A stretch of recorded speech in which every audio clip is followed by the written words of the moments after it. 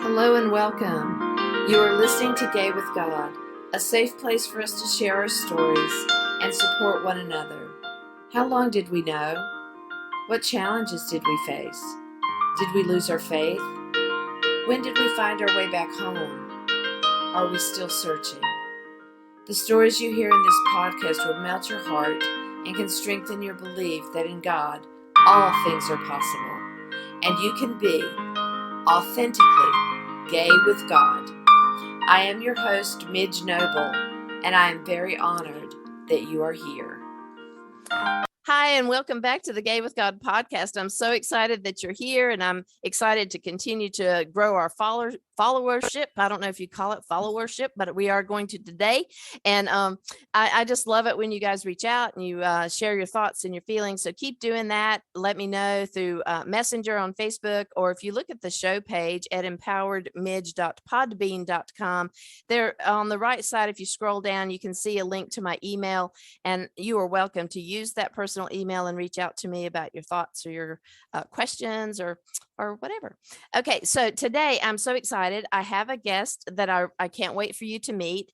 Her name is Molly Downs-Stoller, and she describes herself as a gay Christian marriage and family therapist who lives in San Diego with her wonderful wife, Sue. Now, that's her Sue, not my Sue, for those of you who know me, okay? And they also live with their dog, Sir Andrew James. Molly has a bachelor's degree in social work from Point Loma Nazarene University and a master's degree in marriage and family therapy from the University of South Carolina. I was going to say South Carolina. San Diego. Okay, we won't cut that out. People know me. Molly has worked in the mental health field for over 15 years and has seen the healing power of faith and therapy. Molly became a therapist so she could join others in the difficult stories and experiences in their lives and finding clarity and freedom in those places. She has extensive experience working with depression, anxiety, trauma, and crisis intervention. She is certified in EMDR, and she's also going to share with us today about a support group that she's going to be running very soon and that you can join. So we'll get that information from her. So Molly, welcome to the Gay with God podcast. Hi, thanks so much for having me. You are welcome. I love talking with other therapists, and I am now a coach online, but did therapy for a bazillion trillion years and in many different venues. And so I welcome you on that front too, a kindred spirit in therapy. Yes. So Molly, before we get to the support group that I totally want everybody to hear about, tell us your faith journey story. All right. So like I said, thank you for the invitation. So I grew up in a suburb of Denver, and I grew up actually Catholic. My dad worked for a Catholic church. I was an altar girl. I got confirmed, all that good Catholic stuff. And my parents were really just about loving others no matter what. So I didn't grow up hearing that being gay was a sin or being gay was good or bad. Actually, I just never was around gay people to even kind of think about it. So when I was 17, I got really involved with a Southern Baptist youth group. And that's when my relationship with God really clicked. I hadn't really felt that in the Catholic Church, but this youth group, those were my people. So I started going there, got really involved, was camp counselor, all that good mega church stuff. And so I don't remember ever hearing that being gay was a sin there either, but it was kind of implied. I remember hearing about there was a man who used to have same-sex attraction. Now he's married to a woman, and praise God, that's how it should be. So once again, I just didn't have a lot of exposure to anyone who was gay. So then I go to a Nazarene college, got very involved there. And then I got hired right out of college at a Christian nonprofit. So, and it was great, but it was very Christian, that everyone, I was surrounded by Christians, almost felt, like kind of like a church. They had to go to chapel twice a day, it was a homeless shelter and recovery program. So that was kind of my world. So I went from a Nazarene school straight into that. And at that time I got really involved in a Baptist church. So, and this Baptist church, my pastor regularly got up on the pulpit, would say that homosexuality is a sin. When he listed a bunch of sins, he would definitely add homosexuality in there. At the homeless shelter, I was also doing my therapy internship, and it was definitely, I believed, and so did everyone else, that if you were gay, you could get healed from that, and you had some sort of trauma. And so through therapy and God, that could be healed. One of my coworkers had gone through that and was like, I have no temptation anymore. So we're good to go. Was that like conversion therapy? Well, yeah, maybe. I think, Okay. I don't know if they would call it that, and they didn't preach about it, but definitely in therapy, it was, let's work on this. Let's see what's behind this, because this is not of God. And, this is definitely a sin. So probably in a sense it was, definitely the theme. And so I ran an overnight shelter for women and children. And I even there was some couples that were women, and I had them sleep apart and wouldn't let them sleep on a mat together because I didn't want to, in quotes, condone that lifestyle. Right. So that was me. I really thought that was truth. So we had someone at our church. So my Baptist church, I also became a member of the ministry council. I volunteered on a regular basis. My best friend was pastor's wife.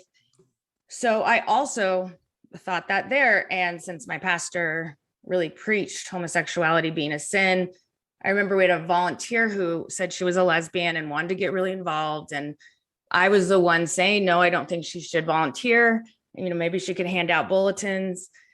But not being. Take a breath. When we look back, we just have to take a breath at how we were. Yes. Just so clueless, unfortunately. And we did what we thought the right thing to do. Yes. Absolutely. Very, very true. Yes. And, sometimes I feel like, the Apostle Paul, he killed Christians and then became a Christian. I definitely was the judgy Christian who was judging gays, and then kind of realized I was gay. So, the folly of it all. Yes. So, and I'll talk more about kind of my involvement now with doing therapy with queer Christians. So it's been quite an amazing journey to be on the other side of that. So basically from age 17 to 38, I was completely surrounded by, conservative evangelicals. When I left my job at that Christian nonprofit, I started working with a crisis mental health team with local police departments.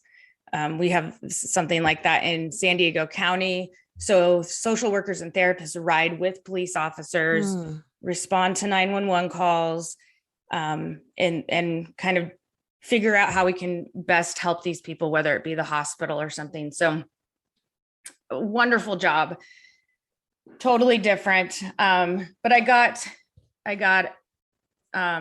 stationed at a new police department, and I was told that my new partner was one of the best. So I was so excited. Her name is Sue. And I remember walking into the station and meeting her, and she was so pretty and so cool. I was like, wow, she really, and just dynamic. And we sat down and we just talked, and I was amazed at how much compassion she had for the community and for the severe mentally ill in the community too. And so we just had it was just a great match. So I even went home that night and told my roommate, oh my gosh, I have the best, law enforcement partner. We just click, we think alike. It's awesome. I was so excited. So, and then we started talking a lot outside of work. So mind you, we were in a police car for 10 hours a day. Wow. Next to each other. And we were talking outside of work, texting all the time, talking on weekends. So I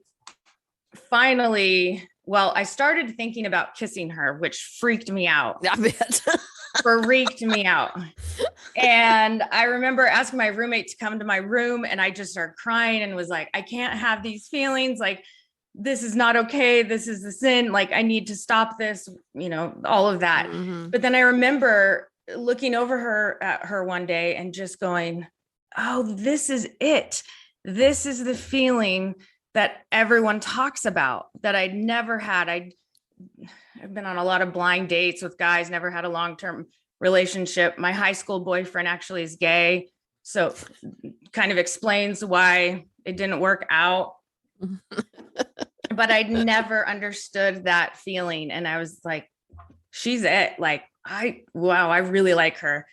And then I was like, but she's a girl. And that is really different. Our relationship kept evolving. And I'll kind of go back to how my process of being okay with it, going from not thinking, thinking it was a sin to being okay with it. So our relationship kept evolving. I finally mustered up the courage to ask her, are we just friends? Or I kind of have a crush on you. And I was actually really surprised when she said the feeling was mutual. So 1.5 years later, we got married, and it was probably one of the most amazing days of my life. Aww. And so we've been married for 4 years, and I just love her so much. Aww. And is she still working for the police department? She actually just retired after 27 years. Wow. Yep. Well, congratulations to her. Thank you. Awesome. Thank you. Yeah. Great service. What an awesome story of not only, the strife of it, but to come from feeling so validated in the space that you were in, just knowing what you knew, you felt valued, you felt like you were contributing. And then you go into this other avenue where that it was even at the homeless shelter, doing what you thought you were called to do. And you were serving at your highest and best self and doing what you knew to do. It just wasn't your authentic self. So the highest and best self can be who we are as we're serving. And that doesn't always line up with our authentic self because, we all did really great work cluelessly. Right. We didn't know what we were in, we just had to shelter that really, we had to keep it sheltered from the world and from sometimes families but you were always serving at your highest level. You just didn't know who you were at that moment. So I love that. So yeah, me too. Now that I say that, we need to write that down. I know, I'm about to. Timestamp. What was that? But so I'm wondering, even though your family didn't really ever, talk about homosexuality when you were younger, how did they react when you did come out? And we can go back to that process of how you teased it out, but just how did they react? Yeah. So my family was amazing. So I had to drink a lot of liquid courage and a couple glasses of wine, went outside, sat on the steps, and called my mom. And she had met Sue previously. And Sue is just one of those cool people who you just like are drawn to. She has people talk to her out of nowhere. So my mom already loved her. And she just didn't seem too surprised by my announcements. And she had one of the best responses. And she lost my dad, who was the love of her life 5 years before, and just said, Molly, finding someone that you love is just priceless. And so who cares if it's a man or a woman? I mean, just the best response. And then my older sister, who lives near me, also had seen me interact with Sue and already knew. She was like, I know you have a crush on Sue. Just tell me. And I was like, okay, yeah, I do. So I have another sister in Colorado too. So my immediate family was wonderful. My church family, on the other hand, was not. I told my best friend, who was also the pastor's wife, and she just said, "You aren't gay. You just like the attention of someone." And, you know, I'm 38 and I really struggled with being single and wanting a family. And so I did, you know, I had to think, is that true? And I couldn't help it. What, you know, I just could not stop thinking about this woman. So I remember my pastor, he and his wife sat me down and said, you know, this is a slippery slope. It would be better for you to quit your job and move in with us than keep being tempted at work. Oh my gosh. So we can control you. Yeah. So in that little velvet box of Christianity. Yes. Yeah. So the hardest part about that was, you know, I lost most of my church. I did lose my church family. I have a goddaughter who was 8 at the time, and I wasn't allowed to be around her anymore. There was a pastor in San Diego a couple, like 15, 20 years ago that came out and said that anyone who had same-sex attraction had some sort of perversion. So that got to kind of my friends. And so they were like, we don't know if we can trust you with her anymore, with my goddaughter, who I helped raise and I'd seen probably every day of my life. So that was the most painful thing, because I never got to sit down with her and tell her why I wasn't around anymore. Yeah. So that's been the hardest relationship. And, you know, one of the things I talk with my clients about a lot is just the grief of coming out. It is, there's so much good. And I was so, you know, like you said, living my authentic self, and I'd never been happier. And I was just, it was so fun. But it also is a lot of loss. Yes. So having to just go through that grief process and just, you know, and here I am on the other side of it. So, but I talked to a lot of people about that. Yeah, I'm glad you mentioned that, because it is not a picnic for anybody. You know, when our parents have one version of who we are and who they think we are, yes. And then we have to, you know, show them a whole new version of us. And it takes a minute, you know, it really takes sometimes years for them to understand the shift that we made, maybe months or a year before we even brought them into the awareness. Yes, and so we had time to unpack some things and start a new life and be comfortable with it. And then we dropped the bomb on the parents. And so I do have compassion for parents who don't do this well when we come out to them. But I also wish that all parents would listen to the free mom hugs people, because I just interviewed Sarah Cunningham, which is a brilliant lady who has that going. And she said, there is enough information out there for parents to know how to handle a coming out. Even if you need time to process the initial, I love you. That's all you need. Even if you don't have nothing more than that. I love you. And we will work through this, or I will work through this. And I'm, you know, to just be honest and be able to just extend that love. So that's really a tough thing, the grief thing. And what I found out just yesterday, not that I didn't know this, but triggers can happen so quickly and knock our little solid rock foundation right out from under us. I was a lay reader at the parish yesterday. I joined last year, I guess. Yeah, within the last year or so, I joined an Episcopal church that is so open and affirming and loving. Oh, that's great. And yes, it is. So I've been able to reclaim something I felt that was stolen from me, from the church family that I grew up with. But one of the scriptures yesterday was in Genesis, and it talked about Adam being created and Eve being created, and that the man shall leave his family and you know, marry his wife. And I mean, I had read it and I'd practiced it, and I was so uncomfortable reading it, and I didn't want to read those words out loud. Of all the verses. Yeah, because I know, right? And I said, I need to start looking ahead at what the scripture is going to be and choose whether or not I really want to read that day. Yesterday was awful.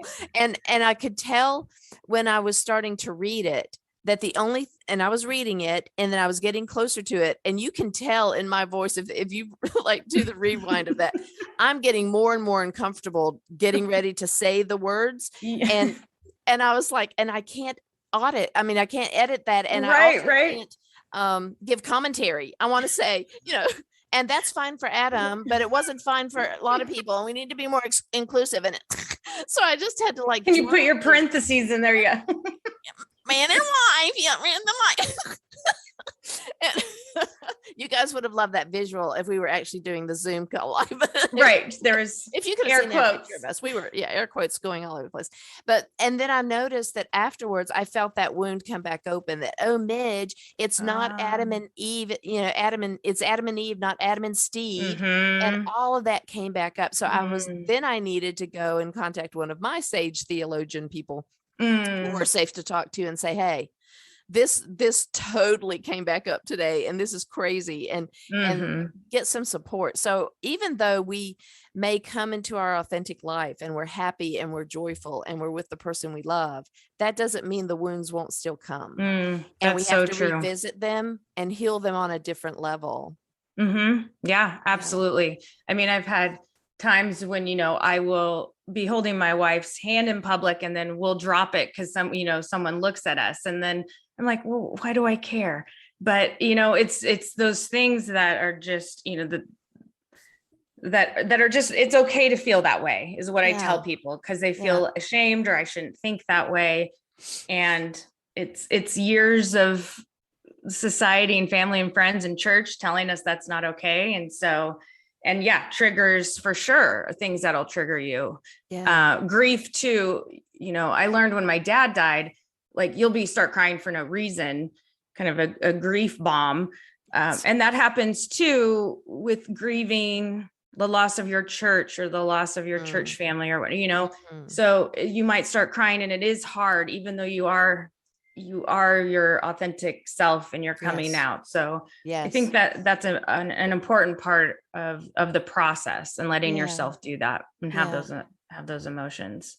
And that inner homophobia that we sometimes carry, and that we don't realize it's still there until those moments, or that we find ourselves possibly judging someone else in our community for being too gay and making absolutely hard on everybody.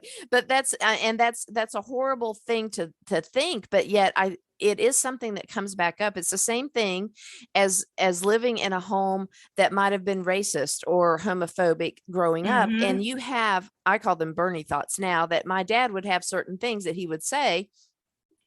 And I lived with him for 18 years. So it's not like I didn't take in that stuff, even though I might not have wanted to believe it, or I rejected it as an adult self of me. But those thoughts still pop up because those were Bernie thoughts that were, enculturated into me. So I like that way. I like the way you put that. So if I can touch on the internalized homophobia, because that's another thing that I feel like, we feel a lot of shame about sometimes, because it's like, I am fine. I'm married. I love my wife. I don't really care what people think. And then those thoughts come up. But I've started working a lot with internal family systems, which talks about just our parts. And so I've started to view the internalized homophobia as a part of us that is trying to protect us. So if you can kind of have a look at it differently, instead of going, God, I hate that part of me, instead of going, okay, let's be curious about what that does for me. Because if that part really is trying to help us not be rejected or not be ostracized or whatever. And so I could go into more in depth, but if you can be curious about that, where that comes from, to identify, okay, that's not me. I'm not a horrible person or, a bad gay because I have those thoughts. It's just, it is what it is, and be curious, and it's trying to help me. So if you can get those parts to relax, then you can really live from yourself, and yourself is okay being gay. So I like looking at all those different parts with people. I like how you said that part about the internal homophobia is there to protect us. That's beautiful. And I can see that in people, that I've looked at parts of that where it will come up as rage, but really Mm. toward the system, the Yeah. church. But Mhm. that rage is actually coming from all the times that you felt like you weren't good enough. And now you're trying to make a big claim as I Yes. am good enough, and I'm good enough just the Mhm. way I am. That's Yep. awesome. Good. Very good. Very good. So I can keep going if you want. Sure, About please. kind of as you were talking about church, kind of my shift. So it was interesting. So my wife was becoming a Christian. She grew up Jewish, and she was kind of becoming a Christian, and as I was becoming a lesbian. So we joke that we both came out together. So I had never met, like anyone, a lesbian or anyone who was gay, who just like was like, yeah, this is it, and we're good. I'm good. She said I'm a lipstick lesbian, and I have been since I was 15, and she's good with it. I'd been a Christian, so I was just talking about Christianity. She's like, I've never met a cool Christian. I've never had anyone break it down for me. So it was kind of fun that we just kind of came out together. So we started going to just a non-denominational, I don't know if they were affirming or not. They just kind of don't ask, don't tell, but it was a good place to start for us. But then I didn't feel comfortable like joining a small group or anything. So I started reading Colby Martin's book, Unclobbered. I don't know if you know that one. It has been, I recommend it to everyone. It has been so helpful because Colby breaks down those 7 clobber verses and just really gives it an in-depth look. And it just changed my mind about those verses. And I was like, absolutely, it was awesome. So Colby actually is a pastor of a church called Sojourn Grace Collective, and it's in San Diego. And I almost fell out of my chair when I realized it was in San Diego. And so soon I went, and I was just in tears the first time we went there because I could hold her hand and nobody cared. And I could introduce her as my wife and just have that radical acceptance. So the other thing I think is so important is to try and find an affirming church, because it makes such a difference to have that like corrective experience. So that was kind of, and so Sojourn has just been great. They were actually at the Wild Goose Festival. They were? Yeah, they had this whole booth and set up, and I talked to a few people that were there. Yeah, awesome. Yeah, so yeah, we don't have that in Randolph County, just so you know. Please come visit. We have a great Episcopal church called the Good Shepherd. But there we go. Yeah, you got. It's sometime if you're in San Diego, check out Sojourn. So as I'm going through this, we got connected with an affirming church. It was awesome. Just really becoming more and more comfortable with being who I am and, being gay and Christian. So about 3 years ago, I started looking into having a private practice on the side, just to do some, therapy. So I looked in some office spaces, talked to some people, and then it really was random that I picked a podcast. I picked Queerology and saw that Candace Zubernat, the founder of Christian Closet, was the guest. So I was like, okay, I'll listen. And she was awesome just to hear a therapist talk like that. So I looked it up online, and I just randomly was like, okay, I'm just going to email her and ask her if she ever hires therapists part-time. And we set up a phone call. It was just, she's just wonderful. And all of a sudden I'm a Christian closet therapist. And I started seeing clients, and nice. It was just amazing. And it really helped heal me. And I think that I help heal others too. And it has been so life-giving. So, I talk with people who say, I've never met someone who is gay and Christian, and I didn't know that was possible. And I didn't know anyone was out there like that. And a lot of my clients are, in the South, Alabama, Kentucky, and there aren't affirming churches, and that's just not accepted. And so to be able to just hear their stories and let them share, and and let them feel the hurt. And, just to be there with them has been so inspirational. So I've been, for the last 3 years, I've been working with the police department full time and then coming home and seeing clients with Christian Closet. And it's been exhausting. So recently, actually 2 weeks ago, I quit my full-time job. It was a great job, but I was just ready. And I'm now doing Christian Closet full time. Yay. So Yay. Yeah, like I said, I feel so privileged to work with them and just be able to see how God uses my journey and even my pain to turn it around and help others. And so that's just been just priceless. Yeah. Yeah. And, that whole thing about, coming into your own and following your intuition. I love the fact that you just picked a podcast. Queerology was at the Wild Goose too. Y'all need to go to the Wild Goose. Someday. It's on my things to do. I'm going to the QCF conference in January, but yes, that's on my list to do. And that's, you just following up on your intuition. And for me, I started the podcast I really started the podcast, you would have probably said, in 2019. So our business that we were working at closed, and I started my own coaching business.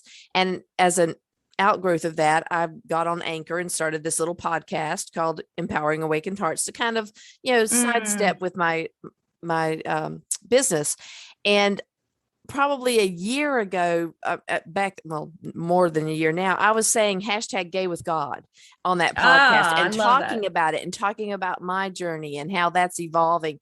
And when I look back at it, it was like, I couldn't even when I would talk to people, I couldn't even hardly use the word God because it just had such a toxic feeling inside of me.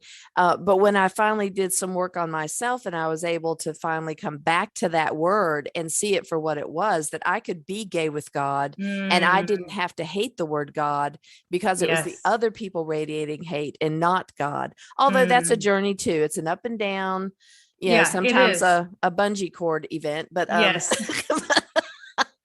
very traumatic. But there's a lot of spiritual trauma, a lot of so much just connected to Christianese and all of the dogma, all the dogma. And you're right, they don't look at the context of the scriptures, and so that book is really good to highlight for folks.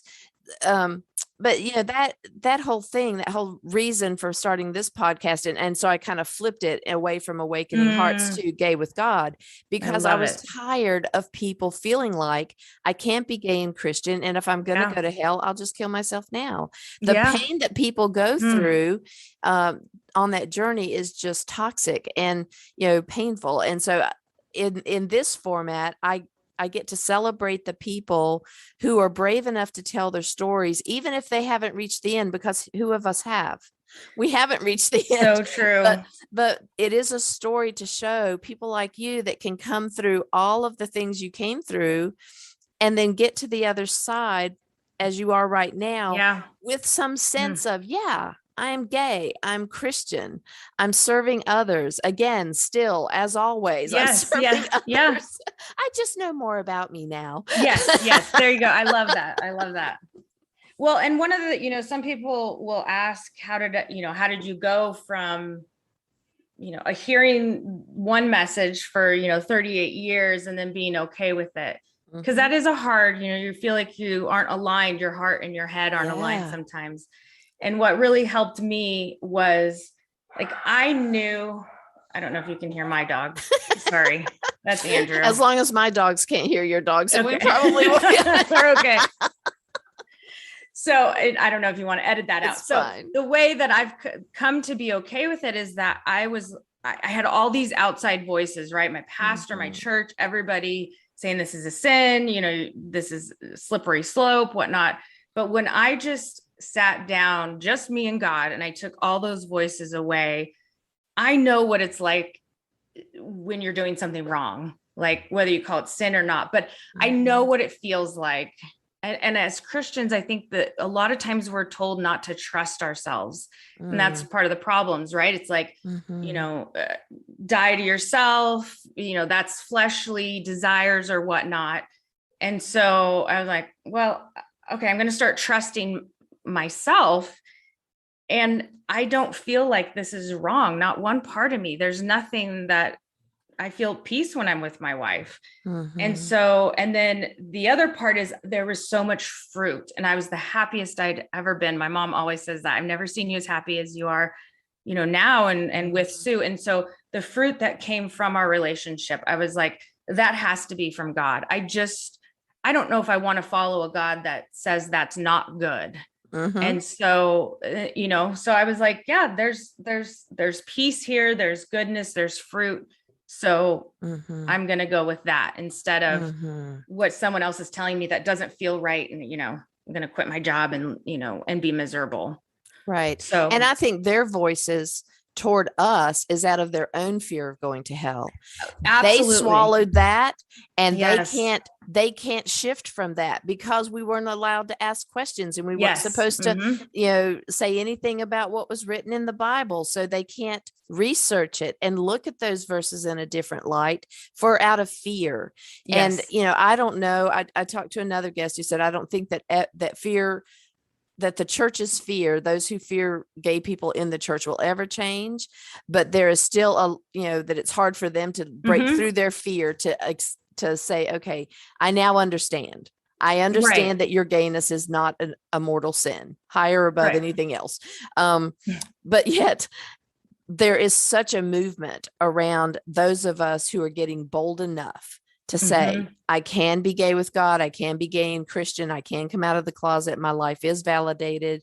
I am now more visible. And, and then again, we sometimes pull away from holding a hand in public, not only because of how we were trained, but also from our own fear of what has happened to some of us who have been out in the world and been killed for it. So it's sort of like legit. There's a legit fear. And then there's the inner fear that we've held in us because we were afraid we would go to hell for it. And it all just kind of percolates a little bit. And sometimes it will come out when it's given a trigger. But those of us who can. Oh, sorry. I was just going to say, those of us who can be in the light and show that light to others, yay for us and yay for them when they feel empowered to do so. And you were going to say. Oh, well, so I think that was one thing that really helped me is this. I don't know if it's new or not. It's new to me. All of these gay Christians who are coming out and saying, I can't do this anymore and I don't need to do this anymore. Right. So like Candace or, the Queerology, just all of those voices, Colby, Amber Cantorna, her book Unashamed was so with when coming out. So all of those voices are so good. The other thing though is, with going back to the fear and the parents, there's some parents that can't accept their son or daughter because they really do think they're going to hell. Yes. And so as I can have compassion on them that they really believe that. It's just so sad to see that they can't move past that and have a relationship with their kids. But that fear can just be crippling if they think my daughter's going to hell, my son's going to hell. Yeah. So because they're fighting for their child's life. And that's what Sarah Cunningham was saying in her show with me, is that when her son came out, she really had been indoctrinated with that he will go to hell. And it was like the mama bear wanting to drag her kid out of the depths of hell. And she didn't know how to save him. And yet she looked for answers and she found people that helped her walk through it. So what you said earlier about you've got to get support, and from a loving church or from someone who can say either PFLAG, the Parents and Friends of Lesbian and Gays, or the Free Mom Hugs folks are just amazing at giving information to parents. It's not just for hugging us. We may not have a mama to hug us. True. It's for the parents too. So, finding people who have been on your journey and have been Christian and are Christian, but still love their kids, as any parent would want to do, is to find that balance of honoring their own faith and still having a relationship with their children. Yes, absolutely. And one other thing I realized is and I tell people is that you're not in charge of your parents, their process of Yes. figuring this out. So, PFLAG and all of those good resources for parents. I think sometimes we think I need to convince them, I need to come at them. And that's not always helpful. And sometimes it's even more traumatic. So, Yes. I had some friends like that, they've come around, but I had to be like, okay, I don't have to have those conversations. And it's actually better that I don't. And so, there's resources for people. Good job. Yeah. That's perfect. So earlier you said that you had to convince yourself that wanting to kiss Sue was okay, and that heading down that little path. What could you tell somebody? My final question is usually something like, what is one thing you would share with someone else? Well, what would you share with someone who's Christian and they're saying, hey, I'm attracted to this other person that's the same sex as me, and I'm going to go to hell. How did you work through that for yourself? I know you've alluded to it through other answers, but how did you work through that immediate fear of, oh my God, and get to the other side and marry the girl? I mean, also that was pretty cool. Right. I know, it's a great story. I think one of the main things was just letting myself ask those questions and being curious about it and going, okay, is this wrong? And a lot of times as Christians, like you said, we're not allowed to ask questions. And so just giving myself permission to do that. And then really surrounding myself with affirming voices. Like I said, podcasts, the books, the people on social media, there's so much right now with this podcast. I mean, just listening to all of our stories and hearing people who are gay and Christian, it can be powerful to just go, oh, well, they seem to have both. And I didn't know I could have both.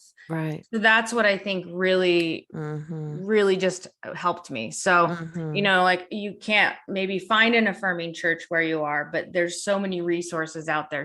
I mean, just more and more books, more and more podcasts. It's just wonderful. More and more